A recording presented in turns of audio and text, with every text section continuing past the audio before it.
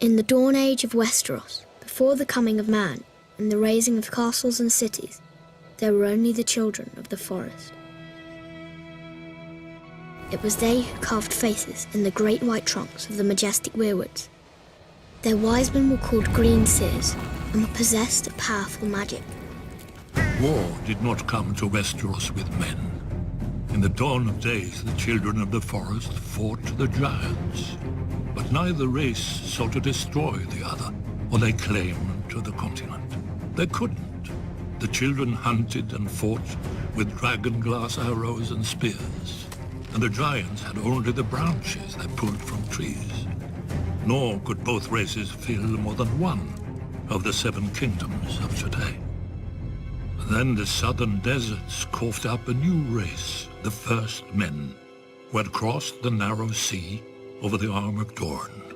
Unlike the children and giants, the first men lived in huts and villages and farmed the land to eat. And there were so many.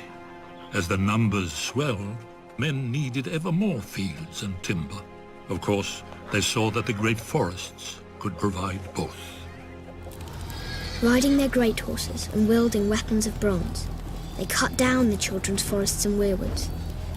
A terrible war raged between the children and the first men that lasted for centuries. As the war raged, the children resorted to the one advantage they had, the magic of their old gods.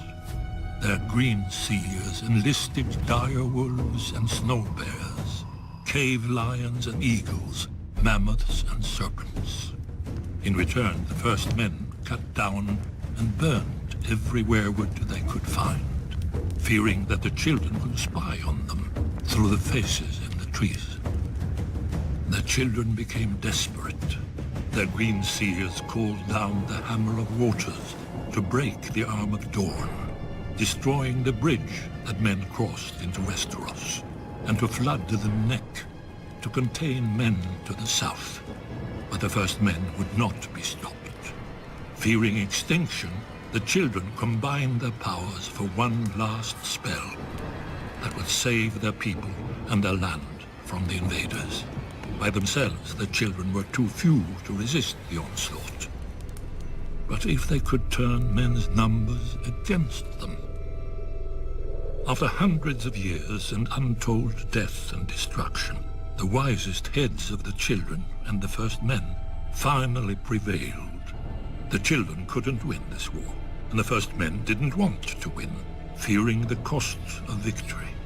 Heroes and rulers on both sides met upon an isle in the God's Eye to form the pact. The children gave up all the lands of Westeros, save for the deep forests, and the first men swore that they would no longer cut down the weirwoods. Thus ended the Dawn Age and began the Age of Heroes. Yet after the dawn must come the night. The great evil that the children unleashed in the war returned centuries later, and only an alliance between the children and men defeated it. Nobody knows how or why, but the magic of the children began to emerge in men. Maybe 1 child in 1,000 would be born a warg. Fewer still would be born with the sight. Old Nan would not speak of it, and Maester Luwin never believed in it. But with it, the children could know of events far away and even those still to come. Some say the sight was the children's most powerful and terrible secret, and helped turn the tide during the long night. One hero of this fabled age was Bran the Builder. Bran raised the wall and built the stronghold of Winterfell, establishing House Stark and reigning as the first king in the north.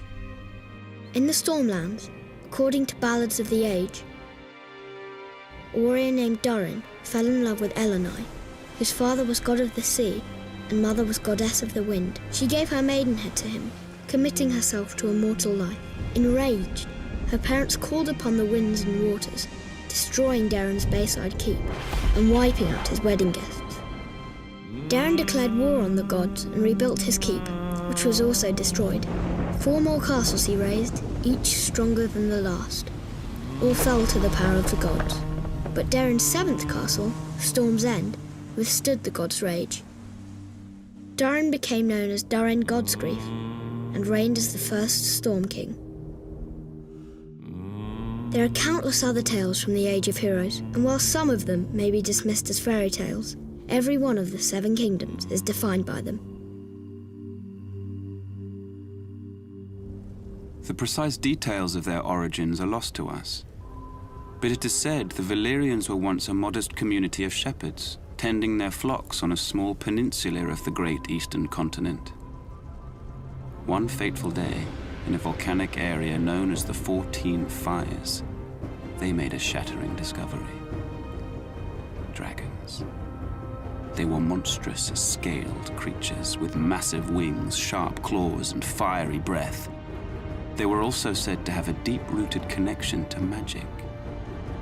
In time, the Valyrians were able to tame the beasts. Harnessing their immense power, they established a city of wonder, unlike any before or since. They became skilled at sorcery and metallurgy, creating uncommon weapons of spell-forged steel. Wielding these weapons astride their dragons, the Valyrians conquered the surrounding lands and slowly expanded west. Valyria was not the first to conquer the world.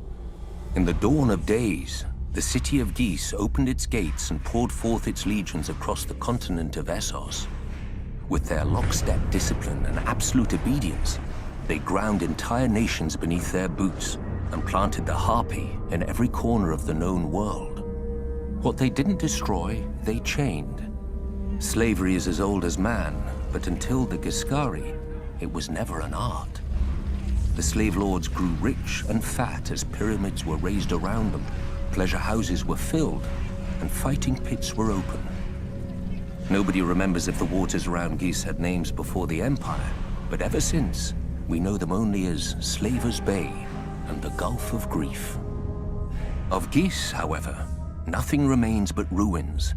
An upstart Valyrian freehold rose across the sea. 5 times did the Giscari contend with Valyria, and 5 times did they go down in defeat. For the freehold had dragons, and the Empire had none. The best of their legions burned, the others broke, the brick walls of Geese were pulled down, the streets and buildings turned to ash, and the very fields sown with salt, sulfur, and skulls. Yet the Empire was not wholly destroyed. Astapor, Yunkai, and Marine, once lowly colonies along Slaver's Bay, survived, and even thrived. Meanwhile, a new religion was born in the hills of Andalos. According to legend, the God of Seven revealed itself to the Andals, and the invasion of Westeros followed soon after. The Andals sailed across the sea on ships armed with weapons of steel. Some warriors carved a 7-pointed star into their skin as a symbol of their new faith. In the old days, the gods themselves walked among men.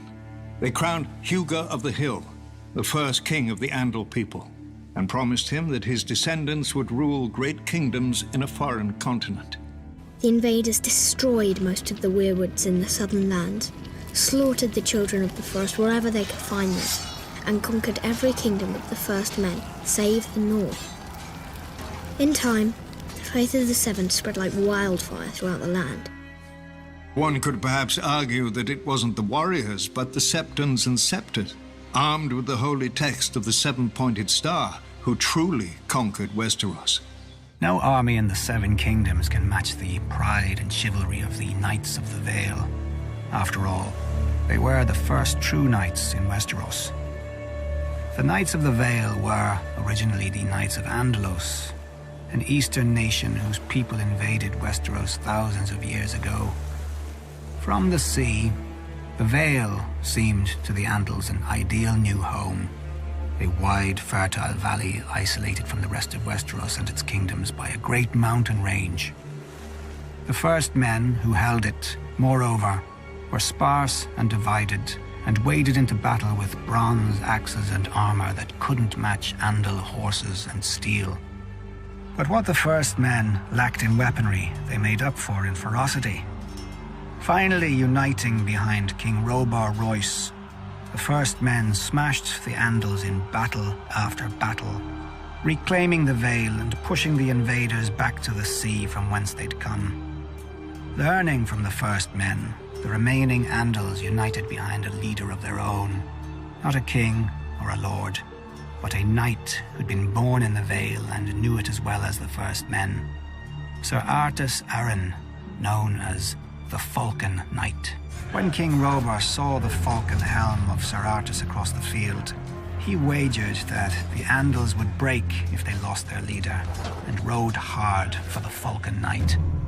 The singers paint a pretty picture of the battle. The king in flashing bronze armor, the knight in silvered steel.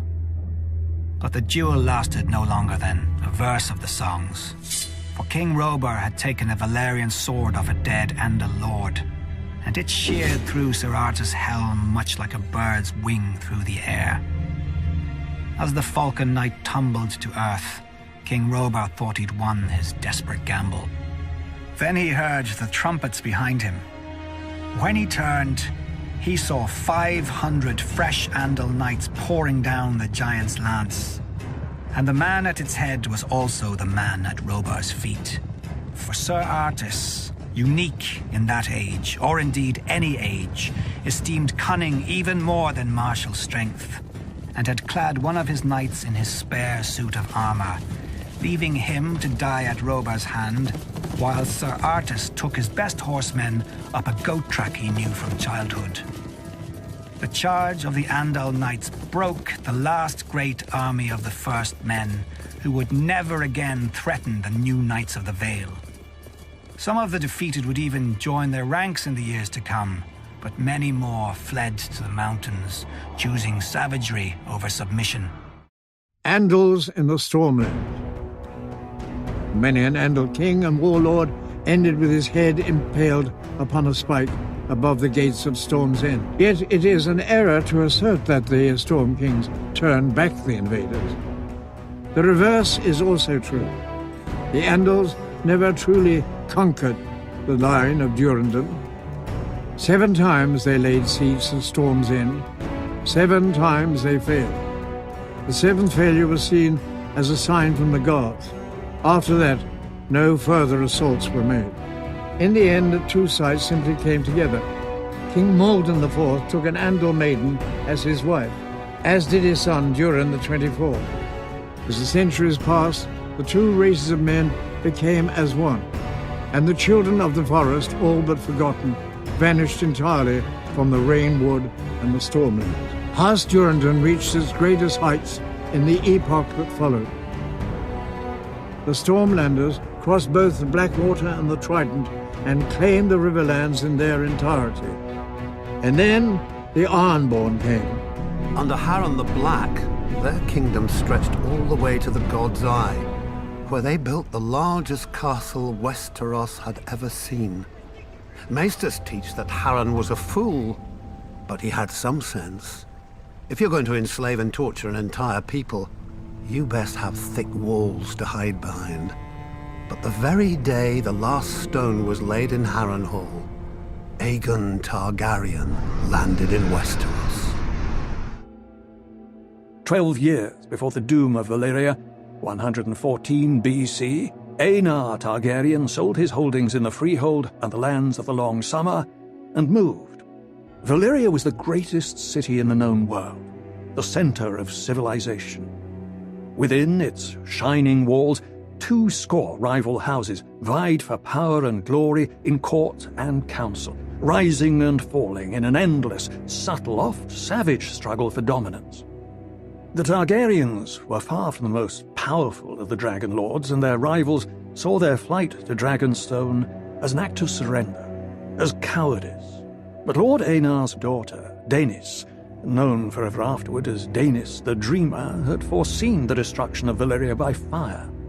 And when the doom came, 12 years later, the Targaryens were the only Dragon Lords to survive. They held each other close, then turned their backs upon the end. The hills that split asunder, and the black that ate the skies. The flames that shot so high and hot that even dragons burned would never be the final sights that fell upon their eyes. Fly upon a wall, the waves, the sea wind, whipped and churned. A city of 1,000 years, and all that men had learned. The doom consumed it all alike, and neither of them turned. Though House Durrandon titled themselves Storm Kings, they were little more than gusts. Their kingdom in the Stormlands had been doddering to its end for the past few centuries, helped along by other houses, most of all by House Horror, who were nearly finished with a monstrous castle at Harrenhal. Too large and too costly a seat to rule only the Riverlands. King Argilac knew where the Ironborn would soon turn. You'd think a king who wanted to keep his crown would be wary of a man with fire-breathing monsters. But King Argilac Durrandon wasn't called the Arrogant for nothing. Determined to arrest his family's decline, he sent an envoy to Dragonstone to enlist Aegon Targaryen and his dragons against his enemies. In exchange, Argilac offered lands he didn't have and a wife Aegon didn't need. For as the Valyrians did, Aegon had wed his elder sister Visenya. Then, as the Valyrians didn't, he took the younger Rhaenys as well. 2 sisters, 2 wives. Perhaps that's why he was so keen to get off Dragonstone. Aegon countered Argilac with courtesy. He sent his own envoy requesting that Princess Durrandon's hand be given instead to Aegon's closest friend and rumored half-brother, Orys Baratheon. Argilac answered with a box and a note. "These are the only hands your bastard shall have of me." Inside the box were the hands of Aegon's envoy. How long had Aegon been waiting for such a pretext? As his army prepared to sail, ravens flew to every great lord of the 7 kingdoms. All bore the same message. From this day forth, there would be but one king in Westeros. Those who bent the knee to Aegon of House Targaryen would keep their lands and titles. Those who took up arms against him would be thrown down, humbled, and destroyed. Poor old Argilac. He couldn't even match Aegon in arrogance. Aegon landed at the mouth of the Blackwater River and raised a primitive Aegon fort in the disputed land between Harren's and Argilac's kingdom, so that neither could decide whose problem he was. Adopting the customs of the 7 kingdoms, Aegon unfurled his own banner with a red 3-headed dragon breathing fire upon a black field. Visenya crowned him with a ruby-studded circlet of Valyrian steel, while Rhaenys hailed him as the first High King the continent had seen since the Dawn Age.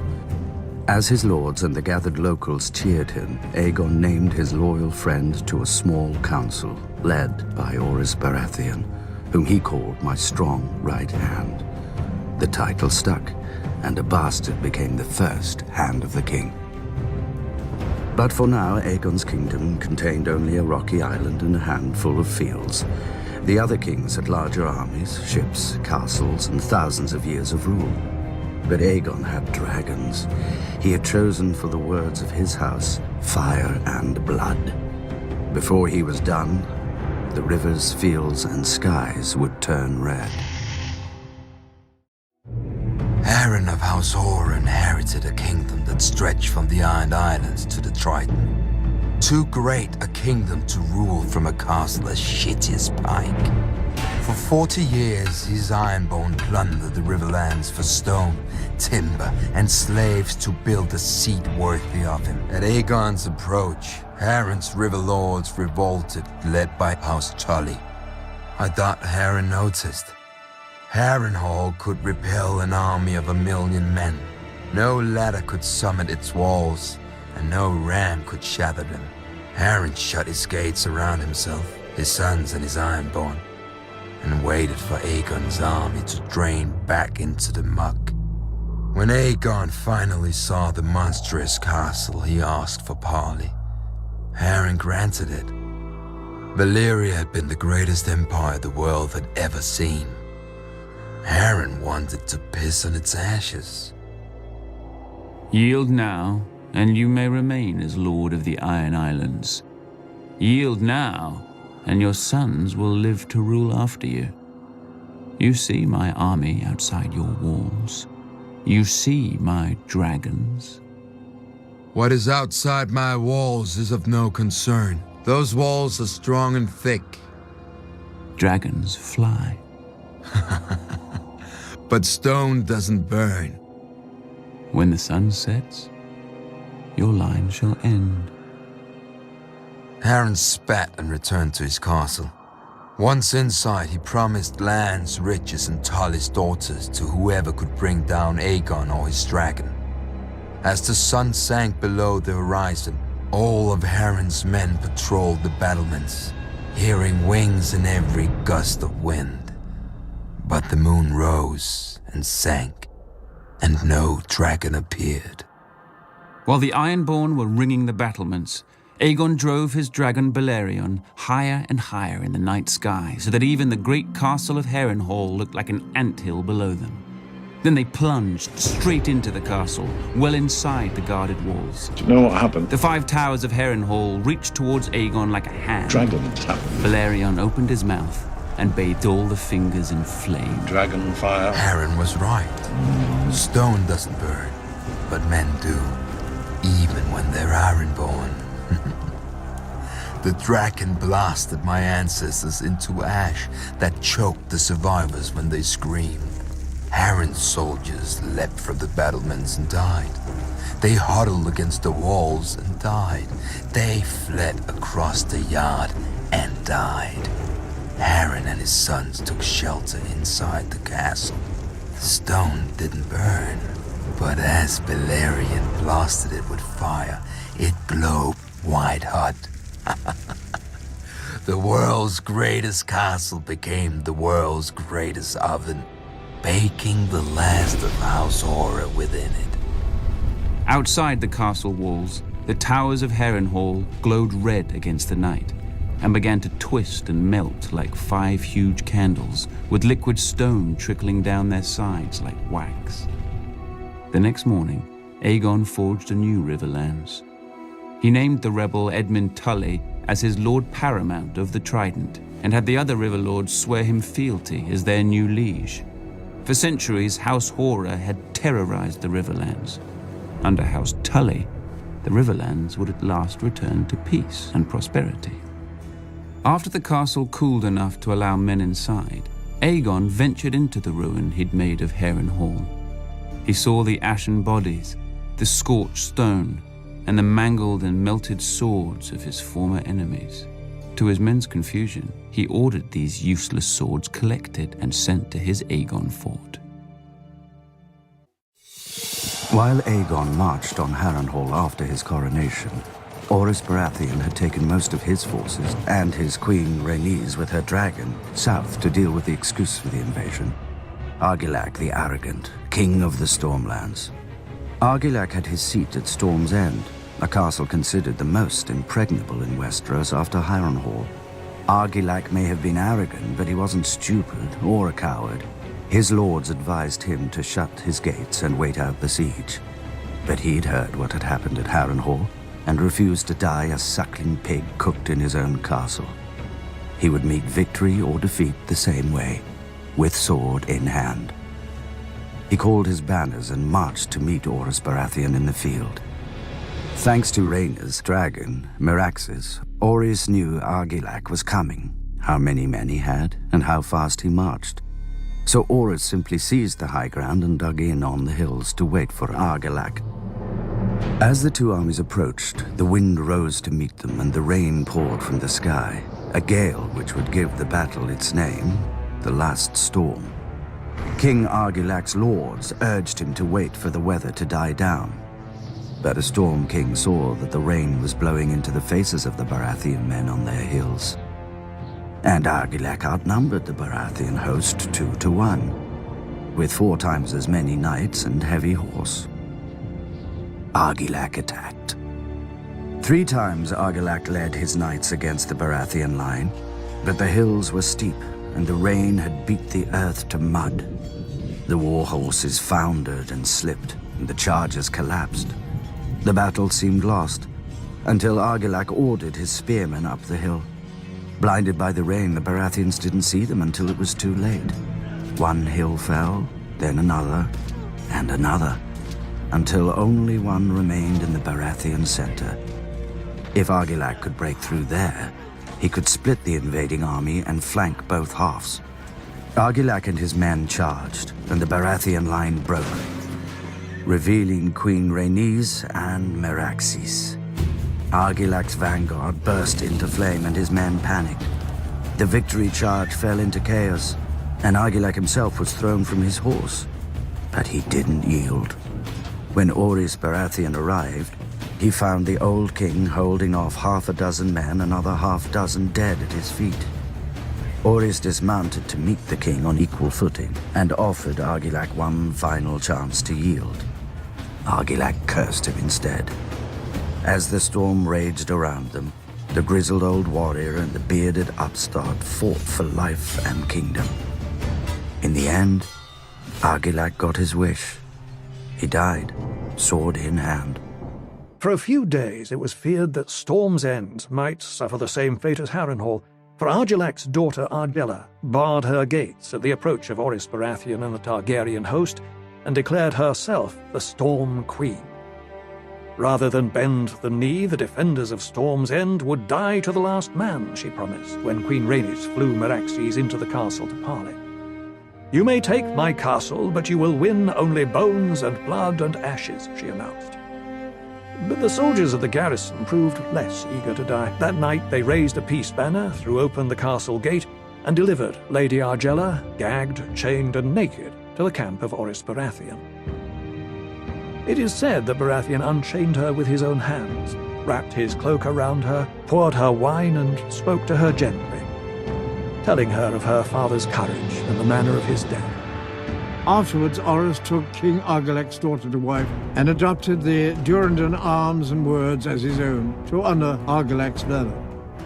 Storm's End became his seat, and the crowned Stag became his sigil.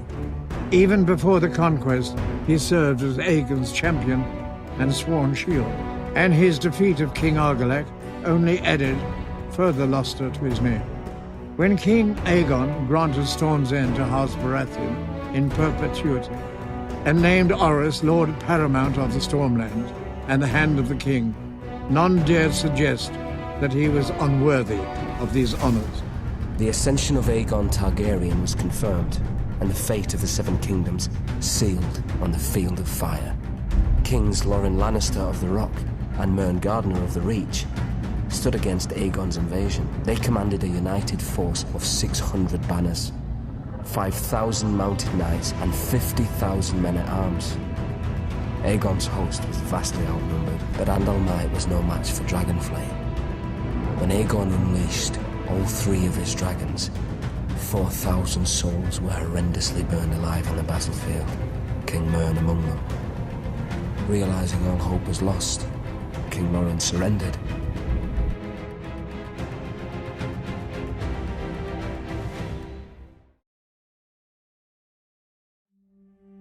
The Starks of Winterfell had no intention of submitting to Targaryen rule. They had reigned as kings in the north since the days of the First Men and were determined to resist the Targaryen invaders, just as they had resisted the Andals thousands of years before. King Torrhen Stark led his army to the Red Fork just east of Riverrun, hoping to succeed where Lorne and Mern had failed. But when Torrhen saw the size of Aegon's now mighty host, along with his monstrous dragons, he knew he couldn't subject his followers to the horror of another Field of Fire. He bent the knee and swore fealty to Aegon, who allowed the Starks to maintain their lordship over the region as Lords Paramount and Wardens of the North. Without question, Torrhen Stark saved thousands of lives that day. He was ever after known as the King who knelt. The Vale of Arryn was the last of the great kingdoms left. Old and proud, House Arryn did what they always did in times of strife. They shut the bloody gate, sealing off the Vale. Then the Queen Regent Shara of House Arryn retreated with her son, the boy King Ronald, into the Eyrie, their family's impregnable fortress. From the top of their mountain they could look down on Westeros far below, its problems hidden beneath the clouds. But one day, Queen Shara entered the outer courtyard to find her young son sitting on the knee of Visenya Targaryen and ogling her dragon Vhagar beside her. Just as he'd asked for another cake at dinner, little King Ronald asked his mother if he could go flying on the nice lady's dragon. Visenya smiled at Shara. So, Shara imagined, did Vhagar. Remembering her manners, Shara asked if she could have Visenya brought some wine or food. She must be tired after such a long flight. But Visenya demurred. Bored with his mother's pleasantries, Ronald demanded an answer. Poor boy. He didn't even understand the question. Shara hesitated for a moment, then asked Visenya, as a mother, if it was safe for the boy. Visenya assured her it was. What choice did Shara have? Whilst her son circled the castle, she collected his little ringlet, her own regent's coronet, and the ancient falcon crown of mountain and vale which the Arryns had worn for thousands of years. Ronald had taken to the sky as a king, but he landed as a lordling. Perhaps he considered his ancient rights a fair trade for a few minutes of flight, as a little boy would. More likely, he didn't even notice the 3 crowns at Visenya's feet, or recognize the swords of his garrison beside them.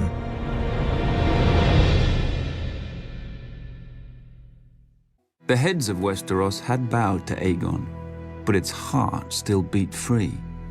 Old Town, the center of the faith of the Seven. There dwelt the High Septon, the father of the faithful, who commanded the obedience of all Westeros, save the savages of the north and their old gods. When Aegon had landed in Westeros, the High Septon had locked himself in the Starry Sept and fasted for 7 days and 7 nights, one for each of his gods. All he received for his trouble was the divine wisdom that if Old Town took up arms against the dragon, the city would burn, faithful and faithless alike. After the submission of House Stark, Aegon marched towards Old Town, steeling himself for another battle. But he found the gates open, with the High Septon welcoming him. The pious fool even had the arrogance to grant what Aegon had already won, and anointed the last Valyrian as Aegon of House Targaryen, first of his name, King of the Andals and the First Men, Lord of the 7 Kingdoms, and Protector of the Realm. As if titles meant anything to a man before whom time itself now bowed. The Maesters would hence divide all history into before and after conquest. Most expected Aegon to stay and make Old Town his seat. But soon after his coronation, Aegon returned to the mouth of the Blackwater River, where he had first set foot on Westeros.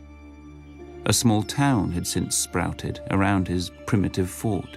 The locals dubbed it King's Landing, though it looked more fit for a hedge knight, with wooden palisades, muddy streets, and piles of mangled swords carted in from every corner of the conquest. But when Aegon made it his court, wood became stone, black mud was buried beneath a red keep, and the collected swords of Aegon's foes were blasted by dragonfire and became a seat fit for the conqueror and the greatest dynasty this world has ever known, House Targaryen. All of Westeros south of the Wall was now ruled by Aegon Targaryen, save Dorne alone. So it was to Dorne that the dragon next turned his attention. Rhaenys Targaryen descended upon Sunspear, the ancient seat of House Martell, where she found the Princess of Dorne waiting in her abandoned castle. Meria Martell was 80 years of age. She was very fat, blind, and almost bald, her skin sallow and sagging. Argilac the Arrogant had named her the Yellow Toad of Dawn. "I will not fight you," Princess Meria told Rhaenys, "nor will I kneel to you. Dawn has no king. Tell your brother that." "I shall," Rhaenys replied, "but we will come again, Princess, and the next time we shall come with fire and blood." "You may burn us, my lady, but you will not bend us, break us, or make us bow. This is Dawn." You are not wanted here. Return at your peril." Thus, Queen and Princess parted. After Aegon's coronation, Rhaenys returned to Dorne with Aegon and Visenya, and their dragons. But no armies met them in the field, and no lords defied them in their castles. As the dragons approached, Dorne simply emptied. House Martell had learned from Harrenhal and the Field of Fire. The dragons were unbeatable in battle, but wars were more than battles. Unopposed, Aegon claimed Dorne for his own, but as soon as he returned to King's Landing, his castellans were hurled off towers, and his royal garrison vanished in the desert, never to be seen again. Except perhaps when the winds change and the sands cough up old bones and armor. During Aegon's invasion of Dorne in 4 AC, Lord Orys Baratheon was taken captive whilst attempting to bring his forces through the Bone Way. His captor was the Will of Will, known as the Widow Lover, who struck off Orys's sword hand. Got me. Rhaenys and Meraxes returned once more to the Hellhole, where tragedy struck. A defender atop the castle's highest tower triggered a scorpion, and a yard-long iron bolt caught the Queen's dragon in the right eye. Meraxes did not die at once, but came crashing to earth in mortal agony, destroying the tower and a large section of the Hellholt's curtain wall in her death throes. Whether Rhaenys Targaryen outlived her dragon remains a matter of dispute. Some say that she lost her seat and fell to her death. Others that she was crushed beneath Meraxes in the castle yard. Every castle in Dorne was burned thrice over as Balerion and Vhagar returned time and time again. The Dornish men took their reprisals, repaying blood with blood. Nor were the Targaryens themselves exempt. The king was attacked thrice, and would have fallen on 2 of those occasions but for his guards. Queen Visenya was set upon one night in King's Landing. 2 of her escorts were slain before Visenya herself cut down the last attacker with Dark Sister. Age and ill health finally did what dragons and armies could not. In 13 AC, Maria Martell, the Yellow Toad of Dorne, died abed. The new Dornish prince had no appetite for further slaughter. He began his reign by sending a delegation to King's Landing to return the skull of Meraxes and offer King Aegon terms of peace. With a sealed letter, "For your eyes only, your grace." King Aegon read Prince Nymore's words in open court, stone-faced and silent, whilst seated on the Iron Throne. When he rose afterward, his hand was dripping blood. He burned the letter and never spoke of it again, but the next morning, Aegon Targaryen agreed to the terms proposed by Nymore. Soon thereafter, he signed a treaty of eternal peace with Dorne. Afterward, all accounts say that Lord Orys Baratheon, known now as Orys One Hand, became crabbed and bitter, obsessed with the idea of revenge. His chance came during the reign of King Aenys I, when he shattered part of the Vulture King's host, and Lord Walter Will, the Widow Lover's son, fell into his hands. Orys said, "Your father took my hand. I claim yours as repayment." So saying, he hacked off Lord Walter's sword hand. Then he took his other hand, and both his feet as well, calling them his usury.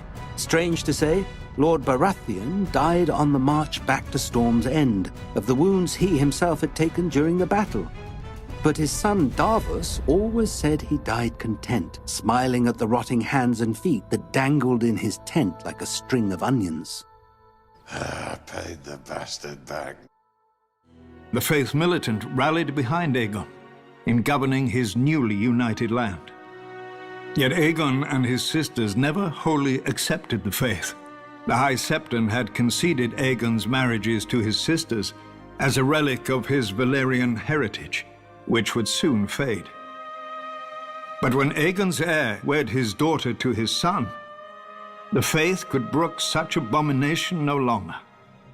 From the Starry Sept came a denunciation no king had ever received, and zealous poor fellows took up arms, hacking Septon Myrmison to pieces for performing the ceremony. The warriors' sons began to fortify the Hill of Rhaenys, making the Sept of Remembrance into a citadel. The Faith Militant attempted to murder the king and his family in the castle itself. Scaling its walls, it was only thanks to a knight of the king's guard that the royal family survived. In the face of all this, Aenys abandoned the city and fled to the safety of Dragonstone. He died of cramps 3 days later. Though the Targaryens had forged the Seven Kingdoms in fire and blood, they didn't govern with them. Until they did. Maegor, first of his name, defined council as confirmation and disagreement as treason. 3 Grand Maesters tried to avert disaster. Instead of taking their advice, Maegor took their heads. As a second son and exile, Maegor was never meant to rule. But no sooner did Maegor hear of his brother's death than he flew Balerion to Dragonstone and demanded the crown.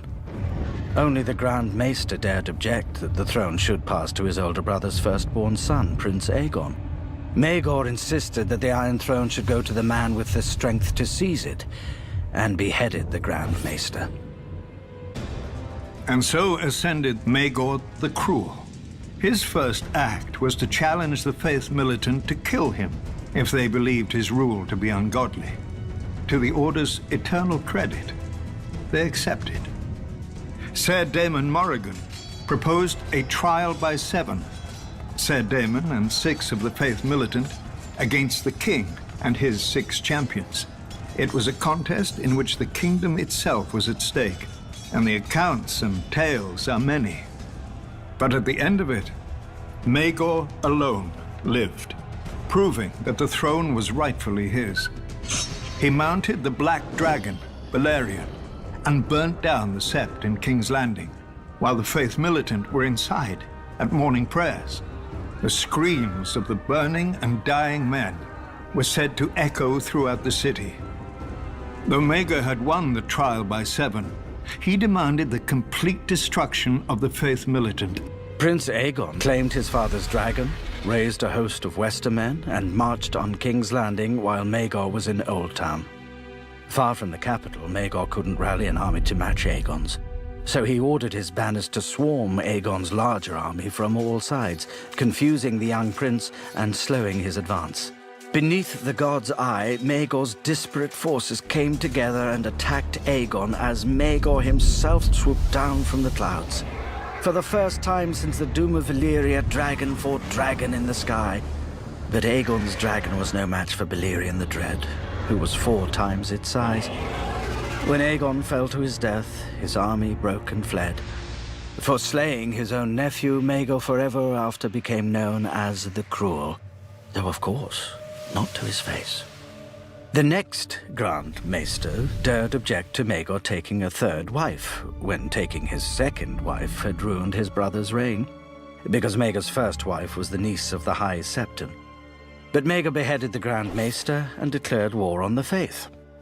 He set fire to the Riverlands, the Westerlands, and the Reach in a campaign to root out disloyal lords, and sponsored a more pliant High Septon. None of it worked.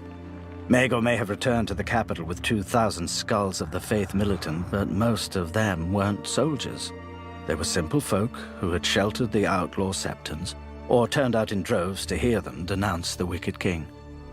The 3rd Grand Maester dared to declare Maegor the father of his own heir, but when his 2nd wife miscarried and Maegor saw the monstrous stillbirth, Maegor beheaded the Grand Maester for his insolent adherence to truth. So he had no one to warn him when his 3rd wife, sensing an advantage, declared that his 2nd wife had been unfaithful, and produced a list of potential fathers of the misshapen child.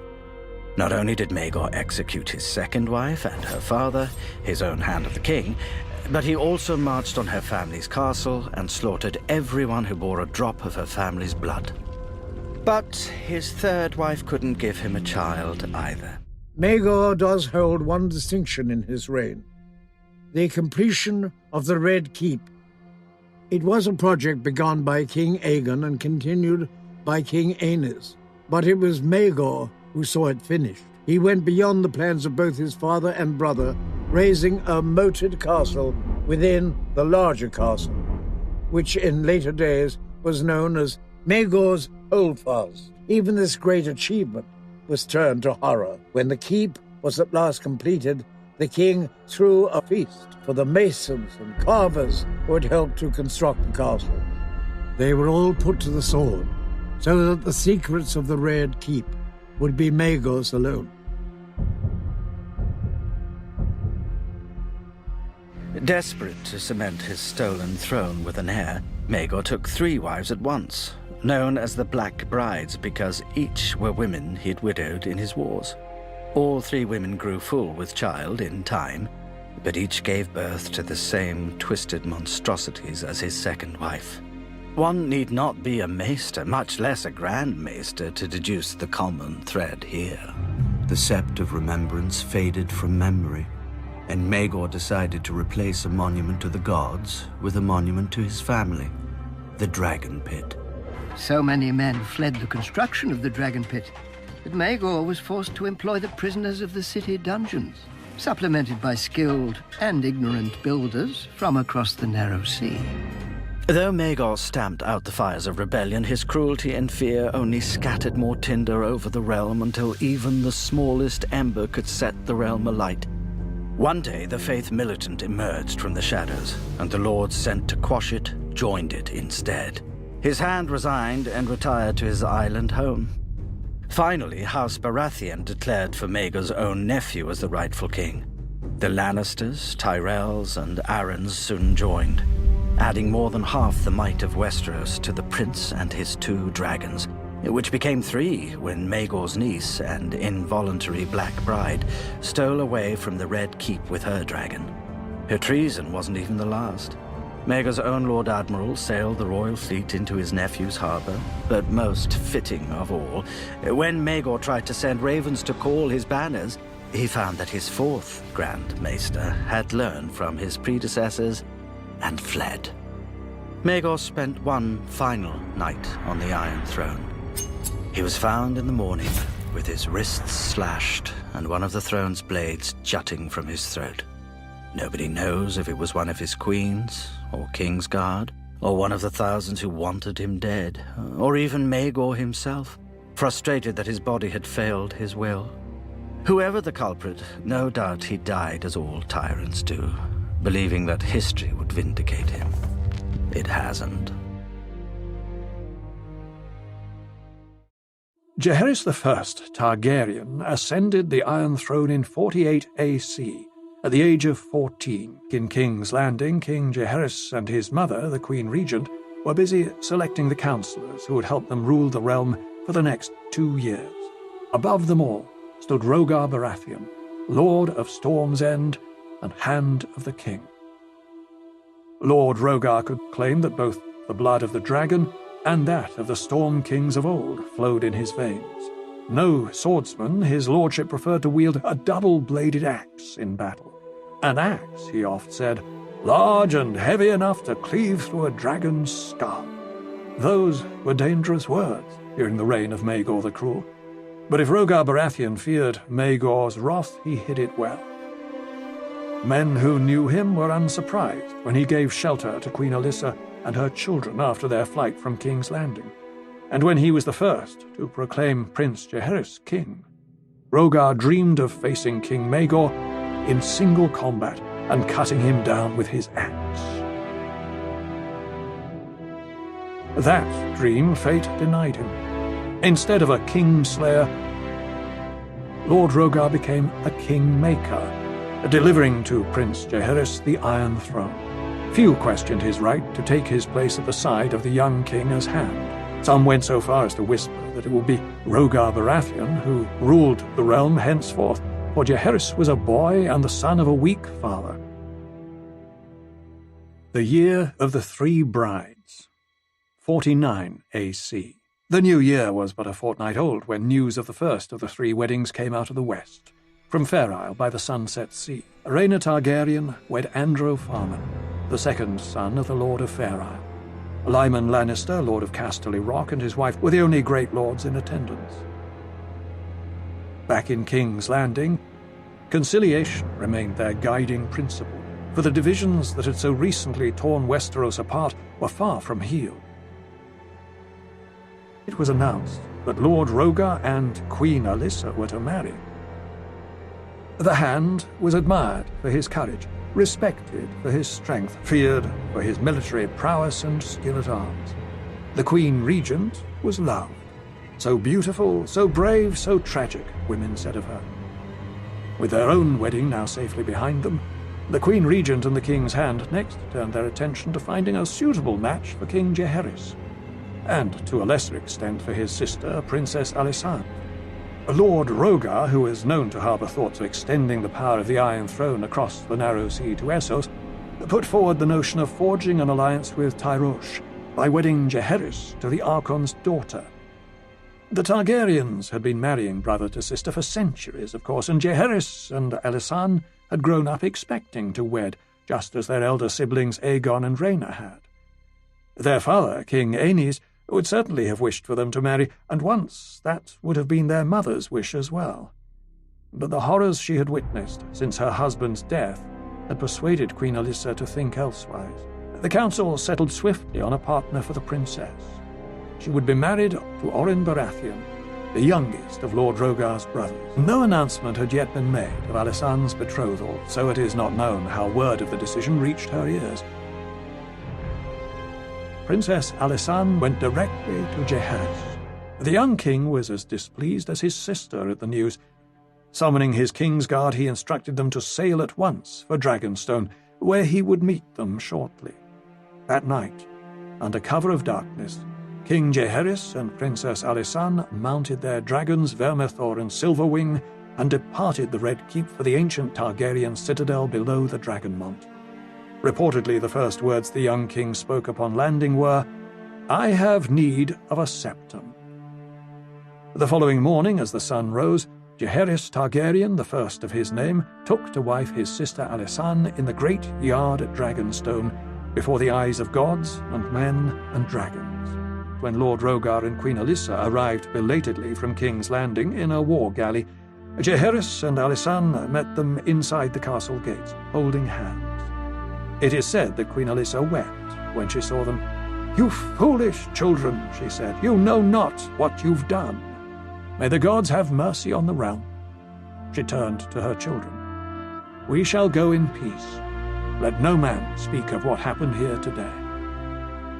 When the Hand and the Queen Regent had made their departure, the king and his young bride closed the castle gates and returned to their chambers. Dragonstone would remain their refuge and their residence for the remainder of Jaehaerys' minority. It is written that the young king and queen were seldom apart during that time, sharing every meal, talking late into the night of the green days of their childhood and the challenges ahead. Unaccustomed to defeat, Rhaegar Baratheon remained determined to find a way to part Jaehaerys and Alysanne. So long as their marriage remained unconsummated, he believed, a chance remained. And far to the west on Fair Isle, with the whole width of Westeros separating her from both mother and sister, was Rhaena Targaryen, widow of Prince Aegon the Uncrowned. In the Westerlands, Riverlands, and parts of the Reach, men were already calling her the Queen in the West. With the passage of time, Queen Rhaena grew ever more resentful that her own claim to the Iron Throne, and that of her daughters, had been disregarded in favour of that of "my baby brother," as she was wont to call Jaehaerys. Lord Rhaegar had never asked Jaehaerys for leave to wed his mother, an omission the boy king took for a sign of disrespect. The Queen Regent, no less than her husband, wished to have the king's rash marriage undone, for she was convinced that word of it would once again set the faith against the crown. Lord Rhaegar said, "The boy has put his own desires ahead of the good of the realm, and that cannot be allowed. Do you want him to end as his father did?" Dragonstone had a full complement of ravens. At a word from Jaehaerys, his marriage could have been proclaimed from one end of the realm to the other. He did not speak that word. Young or old, this was a king who never acted without thinking. And whilst he would always remain grateful to Rhaegar Baratheon for helping him to the Iron Throne, Jaehaerys did not intend to be ruled by him. I had one father. I do not require a second. The king recognized and appreciated the virtues of the hand, but he was aware of his flaws as well. Jaehaerys was aware of his own shortcomings too, shortcomings he intended to rectify before he sat the Iron Throne. His father, King Aenys, had been slighted as weak, in part because he was not the warrior that his brother Maegor was. Jaehaerys was determined that no man would ever question his own courage or skill at arms. Every morning, Jaehaerys trained with the seasoned master-at-arms in the castle yard. It was a hard and brutal regimen. Maester Caliper said to him, "Your Grace, why do you punish yourself so harshly? The realm is at peace." The young king only smiled and replied, "The realm was at peace when my grandsire died, but scarcely had my father climbed onto the throne than foes rose up on every side. They were testing him to learn if he was strong or weak. They will test me as well." He was not wrong. Aside from the 7 knights of the King's Guard and the castle garrison, cooks, stable hands and other servants, the king and his bride were unattended on Dragonstone. That was hardly proper for a princess, let alone for a queen. Alysanne must have her household, and in that her mother Alyssa saw an opportunity to undermine and mayhaps undo her marriage. The Queen Regent resolved to dispatch to Dragonstone a carefully selected company of companions and servants to see to the young queen's needs. The plan was Queen Alyssa's, but it was one that Lord Rhaegar assented to gladly, for he saw at once a way to twist it to his own ends. It was the hope of the Queen Regent to impress upon Alysanne, and mayhaps even Jaehaerys, that for brother to lie with sister was an abomination in the eyes of the faith. Lord Rhaegar's motives were baser. The hand needed eyes and ears on Dragonstone. We know that Corianne Wild was amongst the maids who were sent to Dragonstone as companions for Queen Alysanne. She was sent to Dragonstone not for Alysanne, but for Jaehaerys. Neither prayer, sermons, nor readings from the 7-pointed star could shake Alysanne Targaryen's conviction that the gods had meant her to marry her brother Jaehaerys. "He will be a great king," she told Septa Isabel, "and I will be a great queen." So firm was she in her belief, and so gentle and kindly and loving in all else, that the Septa and the other wise women found they could not condemn her, and with every passing day they clove more to her side. Lord Rhaegar's own plan to drive Jaehaerys and Alysanne apart fared no better. Piety and lust had both proved unable to break the bond between Jaehaerys Targaryen and his Alysanne. Moreover, word of the king's marriage had begun to spread. Rhaegar Baratheon might talk of tearing out tongues, but he was helpless against the whispers that spread throughout the land, and even across the narrow sea where the magisters of Pentos were doubtless entertained by the tales Corianne Wild had to tell. "It is done," the Queen Regent told her councillors when she realized the truth at last. "It is done and cannot be undone. 7 save us. We must needs live with it, and we must use all our powers to protect them from what may come." She had lost 2 sons to Maegor the Cruel, and a coldness lay between her and her oldest daughter. She could not bear the thought of being forever estranged from the 2 children who remained to her. Rhaegar Baratheon could not yield as gracefully, however, and his wife's words woke in him a fury. "We were fools to crown Jaehaerys. He thinks only of himself, and he will be a worse king than his father was. Thank the gods that it is not too late. We must act now and put him aside. Rhaena has a dragon." A silence fell. It was Queen Alyssa who broke the spell through her tears. "I am the Queen Regent," she reminded them. "Until my son shall come of age, all of you serve at my pleasure, including the hand of the king. Your service no longer pleases me, Lord Rhaegar. Leave us and return to Storm's End, and we need never speak again of your treason." Rhaegar Baratheon looked at her incredulously. "Woman, you think you can dismiss me? No!" he laughed. Then, and only then, did his lordship realize that he had gone too far. His face pale, he stood and removed the golden brooch that Queen Alyssa had given him as a token of his office. He took his leave of King's Landing that very night. But he did not call his banners, as many had feared. Instead, he fell into despair. "I am done," he told his own maester glumly. "It is the wall for me, if the gods are good. If not, the boy will have my head and make a gift of it to his mother." He commanded his maester to draft a will and confession. "All I did, and all I tried to do, was for the good of the realm and the Iron Throne." His lordship would not have long to wait to know his fate. The regency was almost at an end. With the former Hand and Queen Regent both wounded and silent, on the 20th day of the 9th moon of 50 AC, Jaehaerys Targaryen reached his 16th name day. He was now old enough to rule in his own right, with no further need of a regent. And when at last King Jaehaerys I returned to King's Landing alone, on the wings of his dragon Vermithor, there came a cheer that grew and grew and grew, rolling past the Red Keep's walls, down Aegon's high hill, across the city and well out into the countryside. Jaehaerys did not land at once. Thrice he swept over the city, each time lower than before. Only then did he bring Vermithor down in the yard before Maegor's Holdfast, where the lords were waiting. On his sword belt he bore Blackfire, his grandsire's sword, the sword of kings. Across the city, bells began to ring in celebration. Jaehaerys pulled off his gloves and tucked them into his belt, then said, "My lords, we have work to do. And there is a young man coming from Highgarden to see to our library. His name is Bath." Only when his new men were in place did Jaehaerys instruct Grand Maester Bennifer to dispatch a raven to Storm's End, summoning Lord Rhaegar Baratheon back to the city.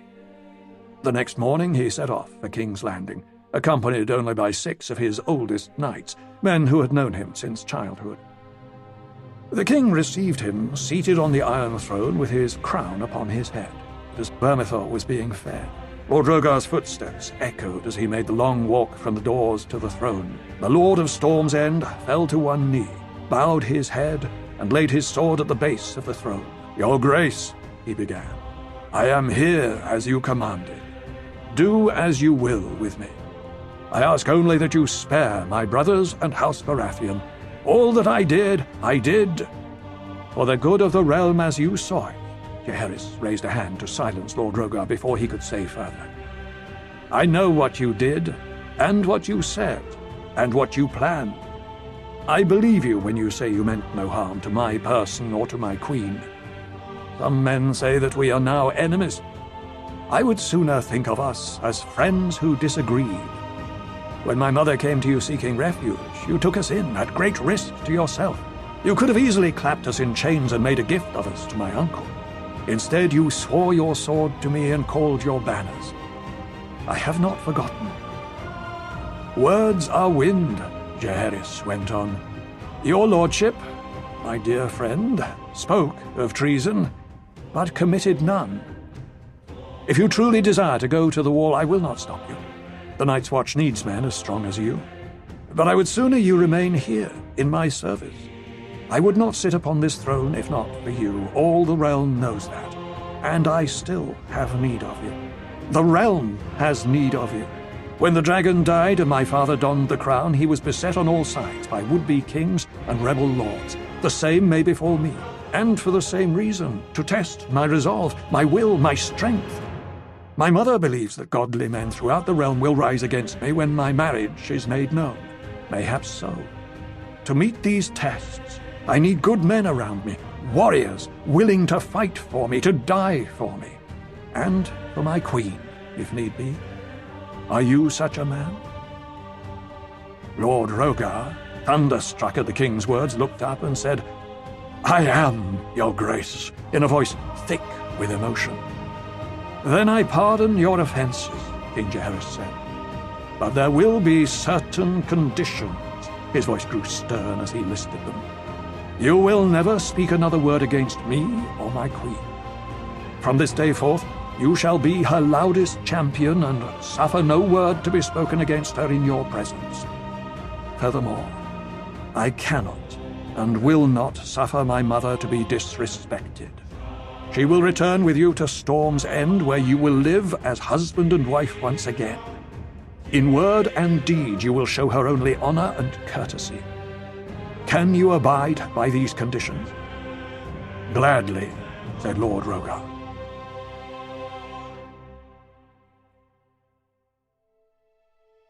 With Bath's aid and advice, King Jaehaerys did more to reform the realm than any other king who lived before.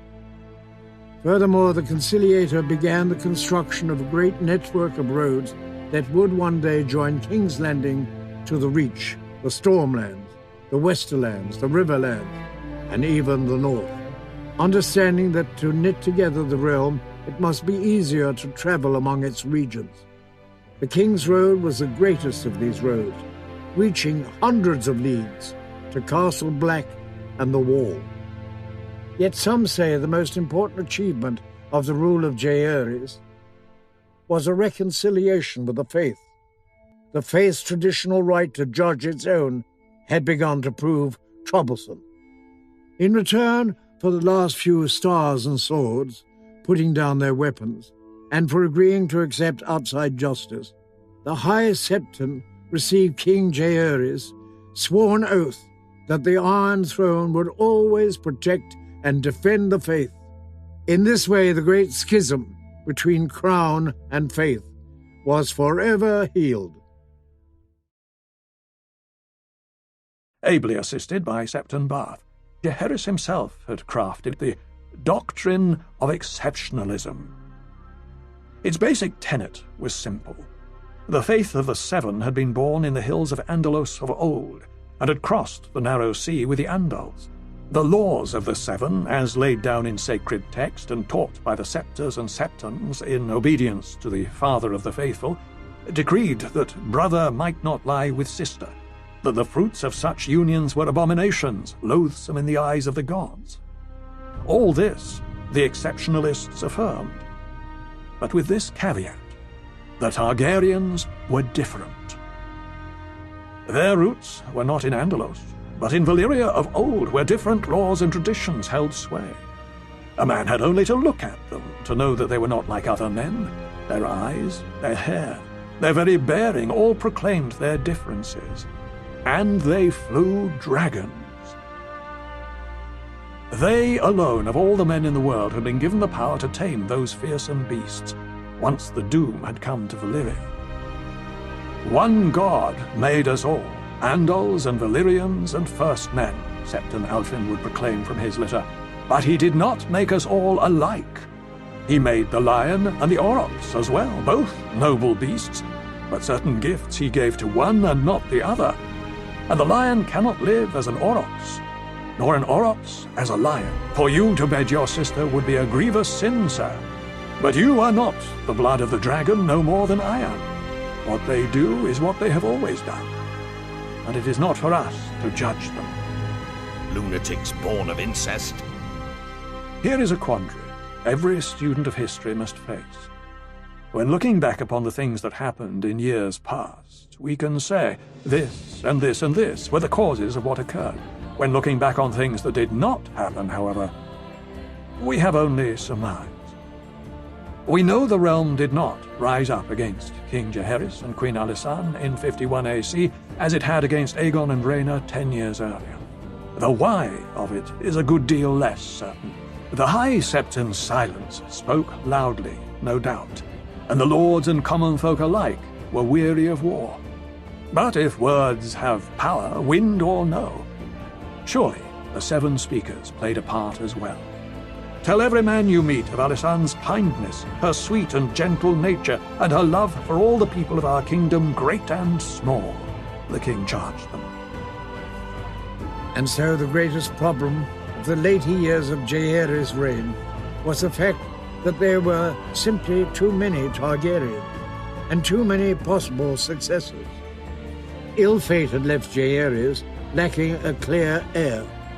King Jeor, the first of his name, known as the Conciliator, and the Old King, being the only Targaryen ruler who lived to such an advanced age, died peacefully in his bed in 103 AC.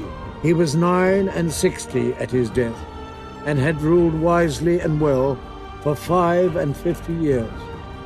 Westeros mourned in lament for a king who had been so just and good. His ashes were interred with that of his beloved, the good Queen Alysanne, beneath the Red Keep. And the realm never saw their like again. House Targaryen was never again so powerful. More princes and princesses of the blood existed than at any other time since the Doom. And there were never so many dragons at one time as there were in the years 103 AC to 129 AC. Lord Rogart and Queen Alyssa sprang the Lady Jocelyn Baratheon, who married the eldest of the old king's sons and became mother to the Princess Rhaenys, the queen who never was, and Bormund Baratheon, who succeeded his father as Lord of Storm's End. At the Great Council of 101 AC, convened by King Jaehaerys I to debate the matter of succession, Lord Bormund was outspoken in supporting the claim of his niece, Princess Rhaenys, and her son, Prince Laenor of House Velaryon. Laenor had one shining advantage. He was the son of Lord Corlys Velaryon, the Sea Snake, the wealthiest man in the Seven Kingdoms. He was a scion of House Velaryon, a family of old and storied Valyrian heritage who had come to Westeros before the Targaryens. Lord Corlys travelled widely, reaching the fabled lands of Yi Ti and Leng, whose wealth doubled that of House Velaryon in a single voyage. Corlys made House Velaryon the richest in the realm, richer even than the Lannisters, and High Towers for a time. Laenor himself had recently acquired a dragon, a splendid creature that he named Sea Smoke. But for many lords of the realm, what mattered most was that the male line take precedence over the female line. Viserys, who was also the last Targaryen prince to ride Balerion before the dragon's death in 94 AC.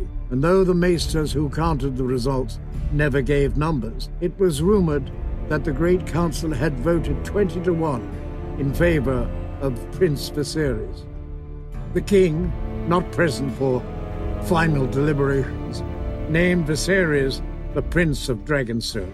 After the long and peaceful reign of Jaehaerys I, Viserys inherited a secure throne, a full treasury, and a legacy of goodwill that his grandfather had cultivated over 50 years. But the great upheaval of the Dance of the Dragons had its roots in Viserys' reign, and it was chiefly due to the Blood Royals. In the early part of his reign, Viserys I's chief annoyance was his own brother, Prince Daemon Targaryen.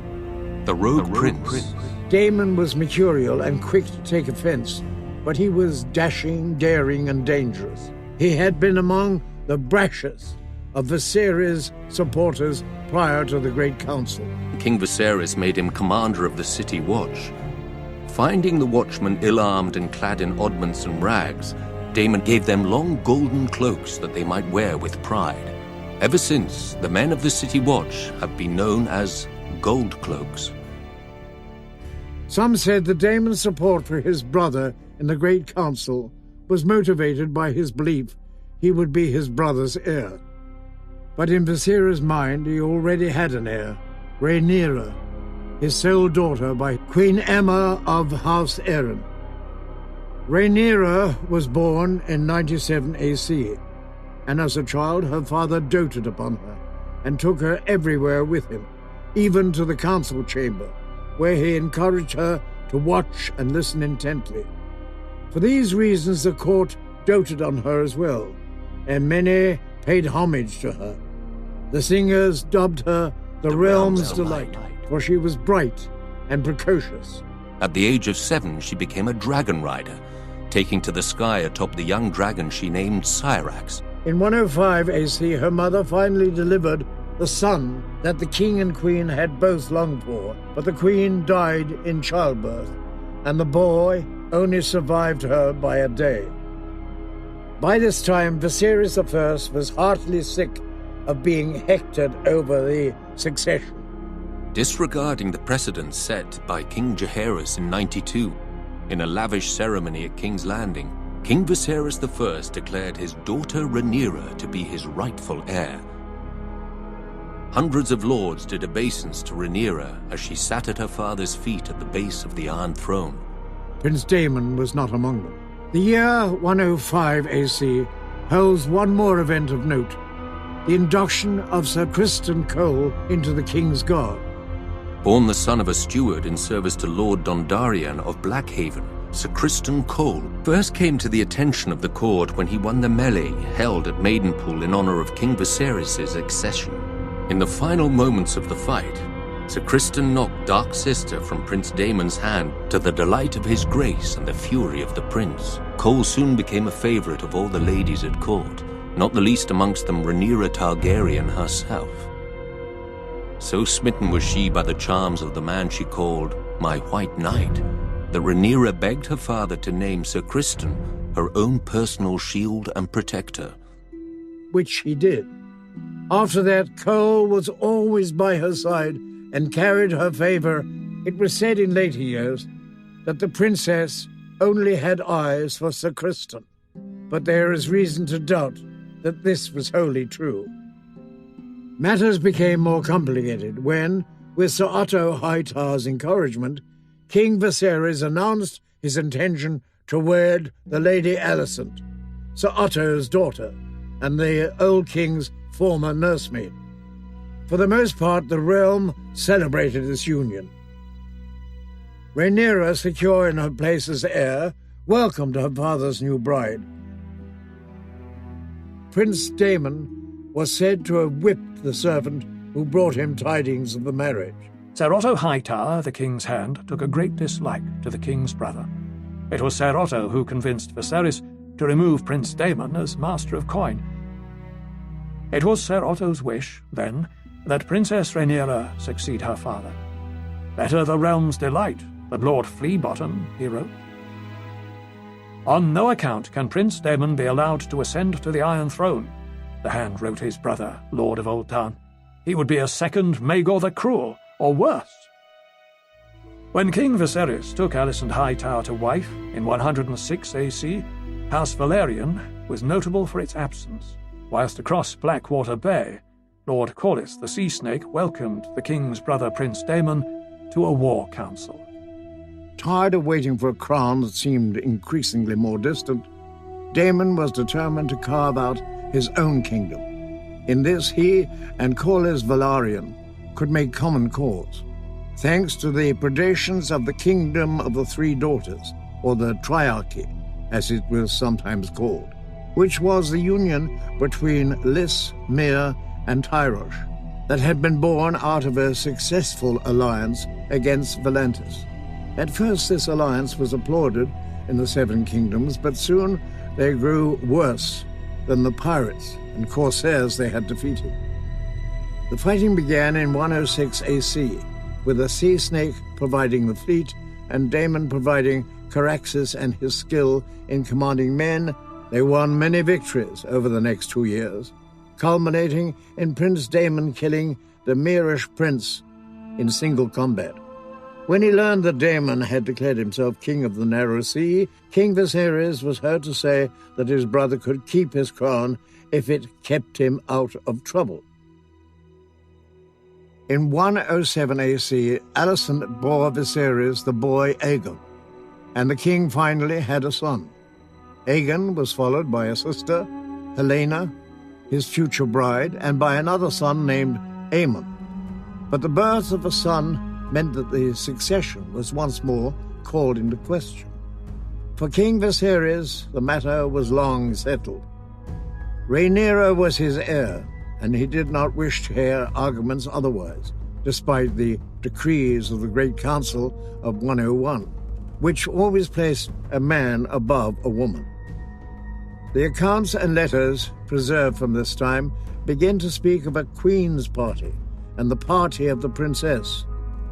Thanks to the tourney of 111 AC, they were soon known by simpler names, the Greens and the Blacks.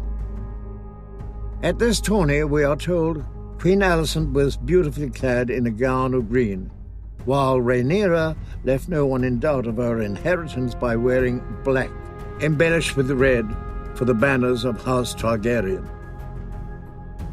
The Princess and the Queen, or the Blacks and the Greens. This same tourney saw the return of Daemon Targaryen, king of the Narrow Sea, from his wars. He wore his crown when Caraxes alighted, but he knelt before his brother and removed the crown, offering it up in a token of fealty. Viserys raised him back up, returned the crown, and kissed him upon both cheeks. For all the turmoil between them, Viserys truly loved his brother. Those at the tourney cheered, but none more loudly than Rhaenyra, who loved her dashing uncle well. It was only a few moons later that Daemon was exiled. As for the reason, Daemon and Princess Rhaenyra were caught abed together, and it was this that made Viserys exile his brother from the court. In the years before this, many men had paid court to her. Ignoring all these suits, Viserys turned instead to the Sea Snake and Princess Rhaenys, whose son Laenor had once been his rival at the Great Council. Rhaenyra was of a different mind entirely. Perhaps she harbored hopes of wedding Prince Daemon or of seducing Criston Cole to her bed. But Viserys would hear none of it, and against all her objections, he needed only to note that if she refused the marriage, he would reconsider the succession. And then came the final break between Sir Criston Cole and Rhaenyra. Though to this day we do not know if it was instigated by Sir Criston or Rhaenyra. Did she try to seduce him once more? Did he finally admit his love, now that it seems she'd be wed, and try to persuade her to run away with him? Near the end of 114 AC, Rhaenyra delivered a healthy boy, whom she named Jacaerys. Rhaenyra bore two more sons, Lucerys, called Luke, and Joffrey, during her marriage to Selena Velaryon, 120, the year of the Red Spring. Selena Velaryon, husband to the Princess Rhaenyra and the putative father of her children, was slain whilst attending a fair in Spicetown. Selena was killed by one of his own household knights after a quarrel. And then an ugly squabble between the sons of Alicent and the sons of Rhaenyra was caused when the dragonless Aemon Targaryen attempted to claim the late Laenor's dragon, Vhagar, for himself. Pushes and shoves were followed by fists until young Prince Lucerys took a knife and plunged it into Aemon's eye. Rather than mourn her late husband, Rhaenyra at last wed her uncle, Prince Daemon. In the last days of 120 AC, she even delivered to him his first son, whom she named Aegon, after the Conqueror. When she learned of it, Queen Alicent was said to be enraged, for her own eldest son also bore the Conqueror's name. Viserys was growing increasingly ill, and on the third day of the third moon of 129 AC, the king grew tired and fell into a sleep from which he never awoke. One night, a servant found the old king had died in his sleep and ran to inform Queen Alicent. Protocol dictated that the bells would be rung and a raven sent to Dragonstone to summon the heir, Princess Rhaenyra, for her coronation. But Alicent had other plans. Once she saw her dead husband's body, she sealed the room and had the servant thrown into the black cells to ensure his silence. At the hour of the owl, the Lord Commander of the Kingsguard, Sir Criston Cole, summoned the small council to inform them of the king's death. Sir Otto Hightower, the Hand of the King and father to Queen Alicent, demanded that the succession be settled immediately. The decrepit old men of the small council were confused. The succession was settled in their minds. The old king had forced the lords of Westeros to swear fealty to Princess Rhaenyra as his heir. But Sir Criston Cole rightly pointed out that a son comes before a daughter. The council argued until dawn, when the Master of Coin finally stood up and declared he would have no part of treason. Sir Criston Cole, wisely, opened his throat with a dagger, ending the debate. None were more surprised to hear of Prince Aegon's succession than Prince Aegon himself. At first, the fool rejected the crown, but his mother pointed out that his sister Rhaenyra would return such loyalty by taking his head. As the old king's true-born son, he'd always be a threat. Aegon relented. He was crowned in the Dragon Pit, and his wife and sister Helaena became queen. His brother Aemond flew off to win over the few great lords whose support Aegon didn't already have. The banner of the Gold Dragon flew over King's Landing and the Red Keep as Aegon, second of his name, ascended the Iron Throne. He would not sit it long. When ravens carried the news of Aegon's coronation to Dragonstone, Princess Rhaenyra summoned her own Black Council. With her was her uncle and husband, Daemon Targaryen, considered by many to be the most dangerous man in Westeros. Few lords supported her, but the greatest of these was Corlys Velaryon, who controlled the largest fleet in the realm, and his Targaryen wife, Rhaenys, the old king's sister. Then there were her 5 sons, although none grown to manhood. A pitiful assembly, really. Combined, they couldn't match the power of House Hightower alone. But Rhaenyra had dragons. She, Daemon, and Rhaenys rode huge and formidable beasts, and 3 of her 5 sons were riders as well. Dragonstone also housed 6 more dragons without riders. Against this, King Aegon had only 4 dragons of his own. Dragons can burn a city, but only armies can take and hold it. If she was to prevail, Rhaenyra desperately needed the support of the few great houses not already sworn to Aegon. Her eldest son, Jaehaerys, flew to the Vale in the north. Her middle son, Lucerys, flew to the Stormlands. Rhaenyra hoped that the war would begin and, if the gods were good, end with diplomacy. As always, they weren't. Storm's End will stand with us, Princess Rhaenys declared. She herself was of that blood on her mother's side, and the late Lord Mormont had always been the staunchest of friends. House Baratheon had always been staunch in support of the claims of Princess Rhaenys and her children. Though old Lord Mormont had died, his son Boros was even more belligerent than his father, and the lesser Stormlords would surely follow wherever he led. Little Prince Lucerys must have wet himself when he entered Storm's End and found King Aegon's younger brother Aemond already with Lord Baratheon. Aemond was fearsome even before he lost his eye and set a sapphire in its stead. But the princeling pleaded his mother's case. Finally, Lord Baratheon made his decision. Go home, pup, and tell the bitch your mother that the Lord of Storm's End is not a dog she can whistle up. As Aemond's false eye gleamed at him, the princeling fled the castle and mounted his young dragon, Arrax. The rain fell in sheets, and great bolts of lightning lit the world bright as day. Arrax was struggling to stay aloft in the gale, when a roar shook the very foundations of Storm's End. Aemond rose through the clouds, and below him the monstrous Vhagar.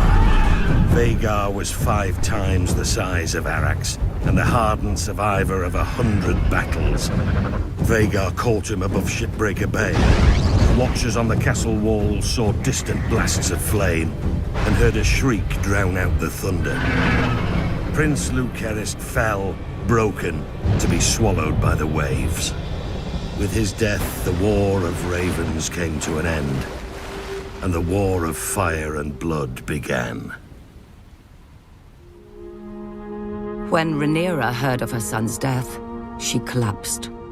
She considered ending the war right then, until a raven arrived from her husband, Daemon.